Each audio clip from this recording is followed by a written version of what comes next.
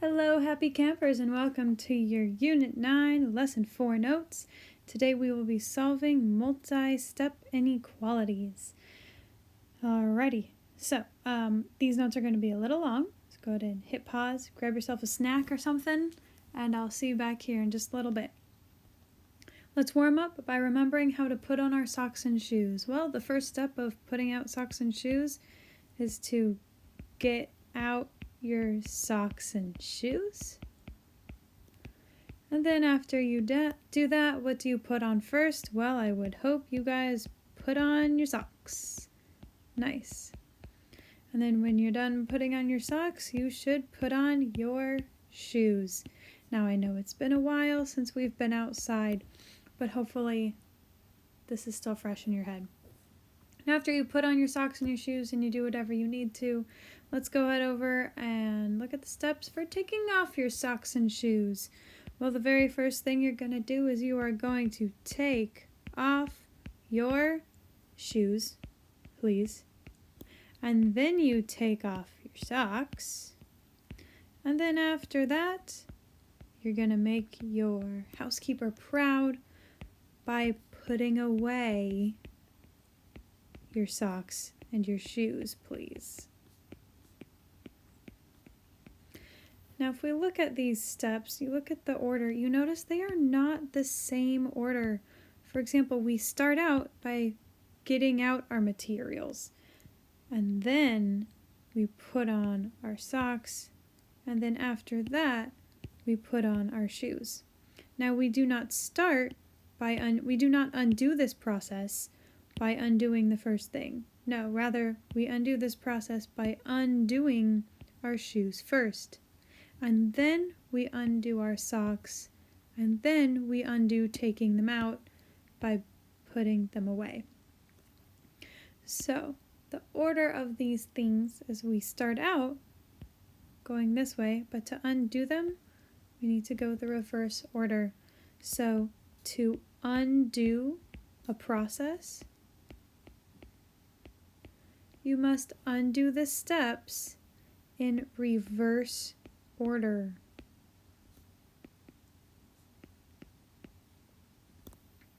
The same thing happens when we are solving equations.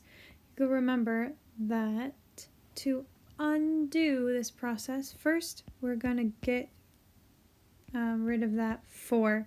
So we're going to undo a plus 4 by minusing 4, giving us 2x equals 8. And then to undo this 2 times, well, we're going to undo by dividing by 2, and that gives us x equals 4. Similarly, we are first going to, I see this multiply here, I want to undo that, so I'm going to divide by -2 on both sides. That'll give us -4 equals x minus 5. And then I'm going to add 5 to both sides, giving us 1 equals x. Nice. So by the end of the day, we'll be able to solve inequalities involving more than one operation. We just solved equations with more than one operation. The process is the same thing. Nice. Now you'll remember that the order of operations, we have this very fancy word to help us remember the order of operations. It's called PEMDAS. PEMDAS, like this. This is because it stands for parentheses, exponents, multiplication, and division, and then addition and subtraction. Remember that we always take our multiplication and division from left to right, and we do our addition and subtraction from left to right. It's not that we add everything and then we subtract everything. No, these are the same step. Now, if you remember what these stand for, I find it helpful to just draw myself just the abbreviation. So remember PEMDAS, like that, what I'm solving. That's a nice, easy way to keep it together. But that's the order of operations. That's if we, have a bunch of numbers together and we need to figure out what they equal. Remember, we're going to undo this process. Because if we're solving inequalities, our goal for the day is to get the variable all by itself, to isolate the variable, to get the variable alone, to get the variable by itself. And to do that, we are going to undo the order of operations. So we're going to do the steps in reverse order. That means we're going to start out with addition and subtraction from left to right. And then we are going to multiply and divide from left to right. And after that, we'll get rid of any exponents. And after that, then we'll get rid of any parentheses. To help us remember this order, we can go ahead and abbreviate our PEMDAS backwards. Addition, subtraction, multiply, divide, exponents, parentheses. So PEMDAS becomes USMADEP. All right, well, let's go ahead and just put it into practice, shall we? I'm going to copy this guy. I'm going to put him real small right here to help me remember what to do first. Well, first we are going to add and subtract to get rid of what we want. Well, we want to, again, we're trying to get this x all by himself. So we're going to add and subtract to get x all by itself. Well, let's subtract this 4. So minus 4 on both sides gives us 2x is less than or equal to 8. So we added in subtraction. Next, we're going to multiply and divide. So let's divide by 2 because that will undo 2 times x. And that gives us x is less than or equal to 4. If this problem sounds familiar, it's because we just took this inequality in equation form. How fun was that? So keeping that in mind, we are going to check our solution by picking a number less than or equal to 4. How about 0? 0 is less than or equal to 4. So let's check with 0. Is it true that 4 plus 2 times 0 is less than or equal to 12? Well, 4 plus 0 is 4, and that is less than or equal to 12. So yes, nice. Let's go ahead and pause the video and try number 4. All right, let's see how we did on number 4. We are going to undo our order of operations in reverse order. So we got our PEMDAS backwards. Okay, the first thing we're going to do is we're going to add or subtract. I see that I want to get this x by itself. We've got a minus 5. So let's add 5 to both sides, giving us 8x is greater than 16. Now we've still got this x, but something is happening to it. It's an 8 times. So we need to do divide by 8 on both sides, giving us x is greater than 2. Now let's go ahead and check our work by plugging in something greater than 2. Well, I have 3 is greater than 2. So let's go ahead and plug that in. Is it true that 8 times 3 minus 5 is greater than 11? Well, 8 times 3 is 24, minus 5 is 19, and yes, that is greater than 11. So we did it correctly. Awesome. We have 2 more practice problems, so here we go. I'm going to bring this guy down here so I can remember what to do. Now, here we don't have any add or subtract in getting this x by itself. We have a multiply and divide, so I will see this minus this negative 2, and I will divide by negative 2 on both sides. Oh, wait, guys, we're dividing by a negative number. That means we need to flip our sign. Oh my, oh my. So let's go ahead and flip that guy right around. Greater than or equal to becomes less than or equal to. So that gives us negative 4, and these cancel out. It's less than or equal to x minus 5. Now this was in parentheses, so we can undo those parentheses. We've got an addition again, so let's add 5, giving us 1 is less than or equal to x. Let's check our work and see if we did this correctly. Well, 1 is less than or equal to 2.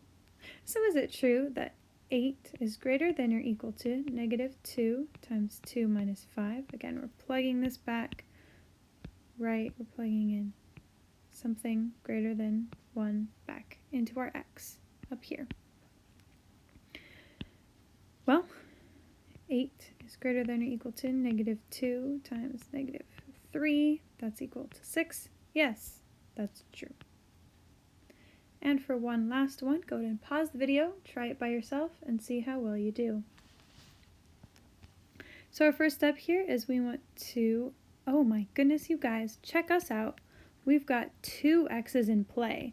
First, let's get all of our x's to the same side. So I see this minus 4x. I'm going to add 4x to both sides. Don't mind me. Just trying to keep my colors the same. Okay, here we go. So we're adding a 4x to both sides. That gives us 3 is less than 23 plus 10x. Now we're going to undo this 23 plus by subtracting 23 on both sides. So we get negative 20 is less than 10x. And finally, we will divide by 10 on both sides, giving us negative 2 is less than x. And that's our final answer. Now you'll notice that we did not flip the sign here, even though we have a negative in play. That's because the number that we're dividing by is not negative. This is not a negative 10, it's a positive 10. So we're keeping this sign the same direction. Now let's go ahead and check our work by plugging in a number. Well, negative 2 is less than 0. So let's check. Is negative 4 times 0 plus 3 less than 23 plus 6 times 0? And what's nice about plugging in 0 into our x's up here is it's going to cancel out because 0 is nothing. So 3 is less than 23. That's right. So we did it right. Awesome. Way to stick with me. Now, I know what you're thinking. You're like, man, when are we going to use this in real life? Well, I'll give you 2 examples. First, we're going to take a trip down to Puerto Rico, and then we're going to check out Olivia's scores. So Giovanni goes to Puerto Rico, and the temperature was always warmer than 30 degrees Celsius. Looking at that right there, always warmer than. That tells me that our temperature is always going to be greater than 30. Awesome. We're going to use this formula right here, 5/9 of x minus 32 equals c, to write and solve an inequality for the temperature in degrees Fahrenheit. Well, let's plug it in right away. So we've got 5/9 of whatever the degrees Fahrenheit was, minus 32 equals c. But we know our temperature was greater than 30, so we can change this equals c for a greater than 30. Because our temperature is always more than 30 degrees Celsius. Now, in our efforts to solve for f, first we are going to write down our backwards PEMDAS. So our backwards PEMDAS tells us that we need to add or subtract first. There's nothing to add or subtract. Nice. Then we need to multiply or divide.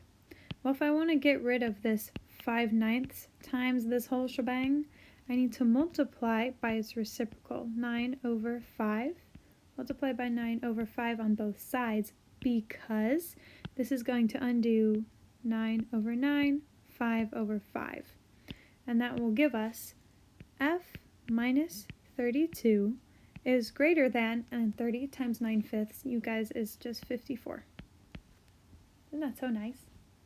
Now we're almost there. How are we going to continue to get this f by itself? Well, we need to add 32 to both sides. That gives us that our degrees Fahrenheit was always greater than 86. Nice. Way to go. Must have been a nice warm trip. And finally, we've got Miss Olivia here. She has 3 of 4 tests done, and her scores are 85, 92, and a 90. Very nice. Now, she wants to get an average score of at least 32. We look at that at least 32. That tells me, 92. At least 92 for her average. Now, let's start out by saying, let S be her score on her 4th test. That way we can find the average score by adding up 85 plus 92 plus 90, because are her first 3 scores right there, plus her 4th test score, whatever that is. And to take the average, we add them all up and divide by how many we have. We have 4 tests, so we divide by 4. Now we want this average to be at least a 92. So we say it's greater than or equal to 92. Well, let's go ahead and find out what that score needs to be right here in order to get an average of a 92. So I'm going to look at these guys real quick. I'm going to add them up together just to make it look nicer. To get 267 plus S, oh, I wrote it wrong. 267 plus S all over 4 is greater than or equal to 92. Now, keeping in mind our backwards PEMDAS, backwards PEMDAS. Awesome. We don't have anything to add or subtract over here, so we're going to multiply or divide to get rid of that 4. To undo a divide by 4, we're going to multiply by 4 on both sides, and these 4s will cancel out. Awesome, giving us 267 plus S is greater than or equal to 368. Now we can undo this addition with some subtraction and subtract 267 on both sides. And that will give us, her score needs to be greater than or equal to 101. So Miss Olivia, you need to score at least 101 points on your 100-point test. So hope you do that extra credit problem. So today, we remember that we use our backwards PEMDAS process to solve inequalities. And of course, remember that if you're solving and you ever divide by a negative number, remember to flip the sign, please. Or if you multiply by a negative number, please flip that sign. Cool. I hope you have a wonderful day as you solve multi-step inequalities.